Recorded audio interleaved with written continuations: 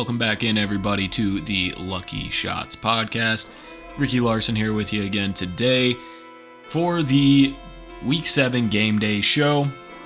Last week, the NFL, it's been kind of crazy, a few upsets here and there. But last week, a lot of upsets. You had the Jets over Green Bay. You had Indy over Jacksonville. The Giants over Baltimore, which doesn't seem like an upset if you look at the records, but more people would have thought Baltimore was going to win that game, not the Giants. So the Giants get the win there. Seattle over Arizona. That one was kind of a shock. The bigger shock was Pittsburgh over Tampa Bay, especially because Kenny Pickett went out with a concussion. Mitch Trubisky comes in, gets the job done against Tampa Bay. Tampa Bay really struggling this year, and Pittsburgh was able to capitalize there. And then Atlanta beat San Francisco last week as well. So quite a few upsets from last week. So what does that mean for this week? Well, let's get the upset radar going and look at some of these games. You got the Giants, who are underdogs against Jacksonville, even though Jacksonville is 3-4. The Giants are 5-1, or maybe 6-1. Can't remember their exact records at this moment. So let's take a look. Giants are 5-1. Jaguars are 2-4. As of Vegas lines, Giants are not the favorites against Jacksonville. So right there, that could be an upset in the mix. Then you got the Jets and Denver. Jets are the underdog. Jets are the underdog there. Being 4-2, the line shows that they are a plus 118 underdog. So Jets over the Broncos could be an interesting call there as well. Indy and Tennessee. Indy is the underdog in that one. Both teams 3-2. The Colts do have that tie on their record, but Indy a plus 135 underdog in that game. The way that Indy played last week over Jacksonville could go in and take another game from from Tennessee. But Tennessee, they can go out there and shock you too. So that'll be a fun one to watch. And then, just because of the past 2 weeks with Green Bay losing to both New York teams, you now got Washington coming into Green Bay as the plus 192 underdog. Is it upset number 3 in a row for the Packers, or do they finally get it figured out against Washington? Washington will also have Taylor Heineke as their quarterback this week with Carson Wentz out. So does that help this team a little more instead of having Carson Wentz? Because we've seen how this offense works with Taylor Heineke, and it's not necessarily the worst thing in the world. And expect, I think, Terry McLaurin to have a big impact in this game now that Heineke is the quarterback. And then also because of last week, Tampa Bay losing to Pittsburgh. How about Carolina now going up against Pittsburgh? They're plus 400 in that game. So fairly sizable underdog, but so was Pittsburgh. And if you bet on Pittsburgh last week, then this week Carolina is another great bet. Just possibilities there, not going one way or the other based on, the betting lines, but we are going to get into Week 7 picks right now.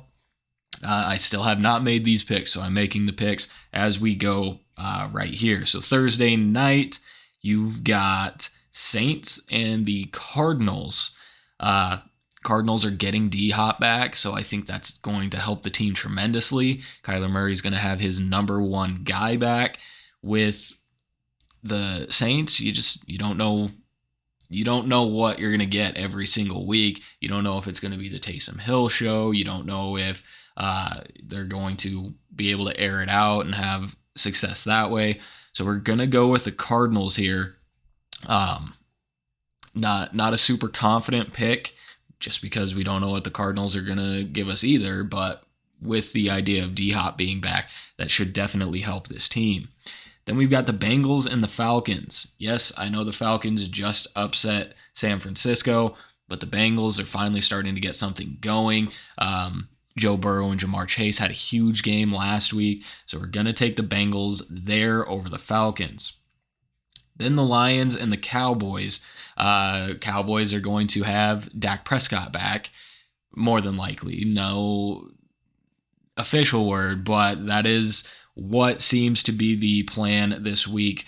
So we're going to go with the Cowboys. I really hope that this is a huge fantasy game for all people involved, as some of Detroit's games have been this year, and especially with Dak Prescott coming back, I think that tremendously helps the offense because Cooper Rush wasn't bad, but they didn't win games because of Cooper Rush. They won games because of their defense.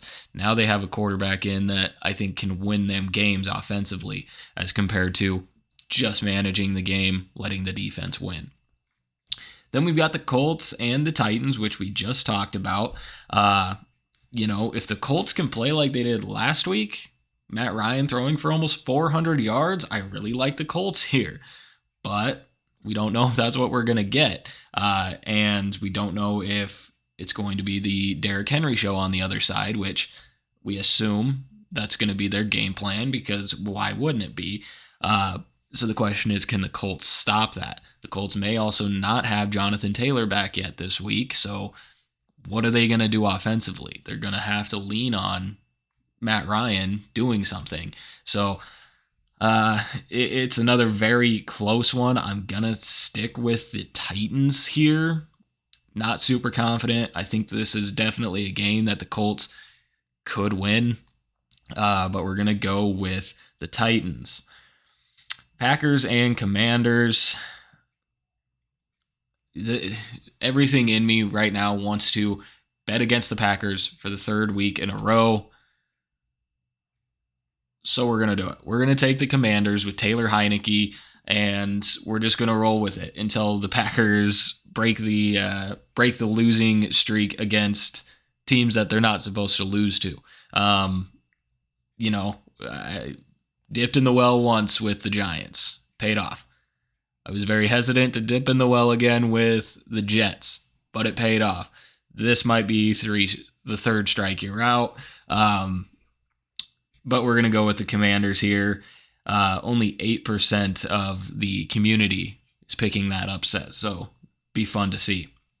Buccaneers and Panthers, we talked about that one a little bit. I'm not going to get cute with that one. I think the Buccaneers, despite their loss last week, they're going to come back with a vengeance this week. They're going to play fairly decent. I think the Panthers defense can give them some struggles, especially because this offense just isn't where it needs to be.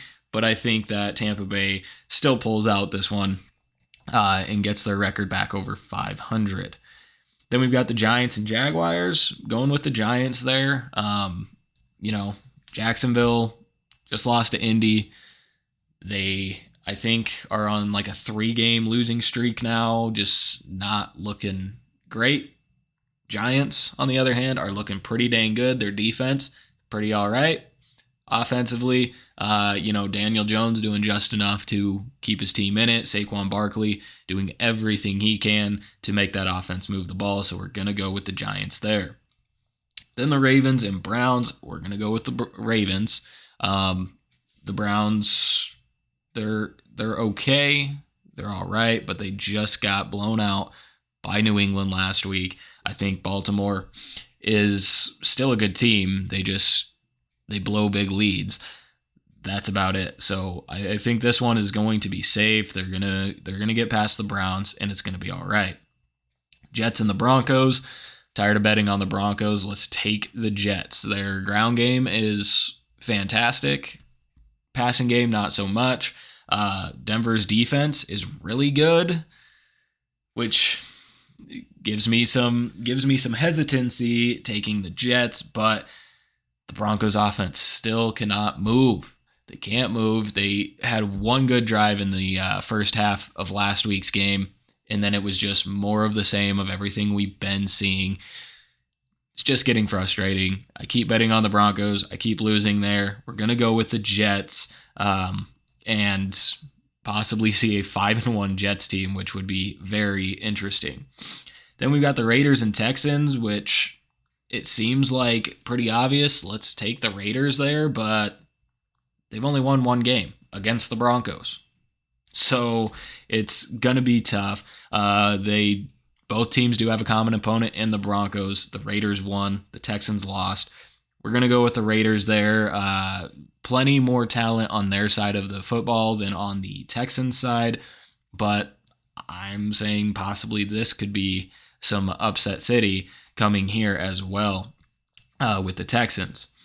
Then we've got the Chargers and the Seahawks. We're going to take the Chargers. They didn't look great against Denver, but it's pretty hard to move that ball on the Denver defense. Seattle's defense, not so much.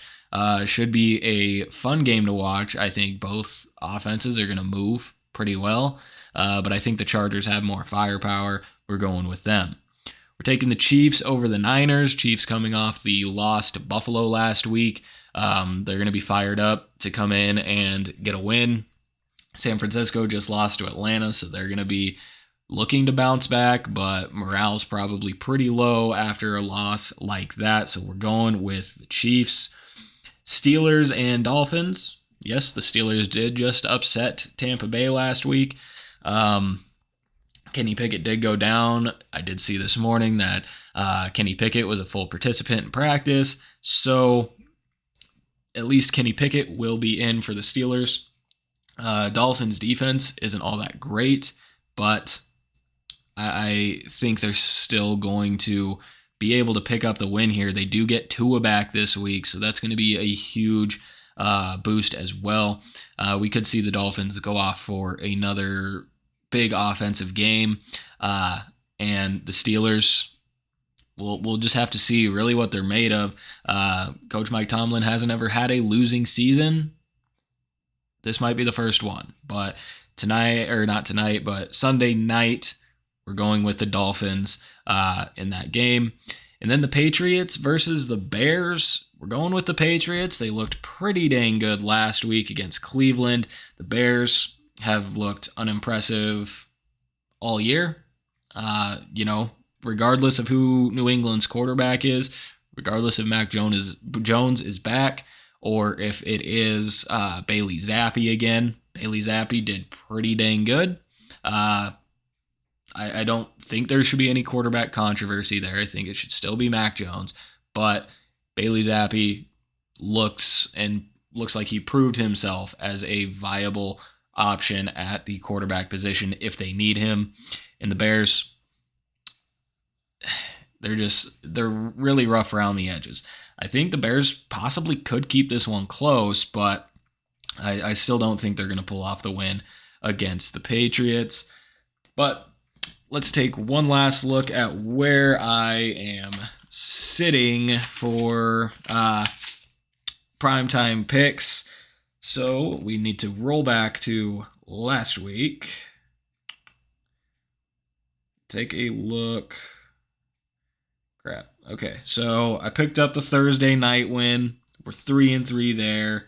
Let's see, I picked up a win for Monday Night Football with the Chargers beating the Broncos, and picked up a win on Sunday night with Philly beating Dallas. So I am now 3-3 on Thursday nights, 5-1 on Sunday nights, and 3-4 on Monday nights.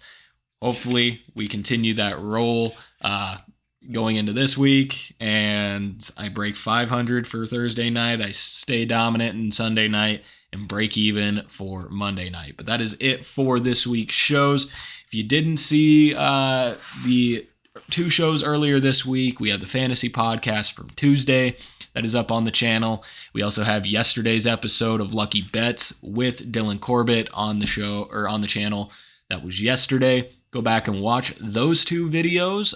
Make sure you get your fantasy lineups all sorted out, get your bets sorted out, and then with this show, you can get your picks sorted out.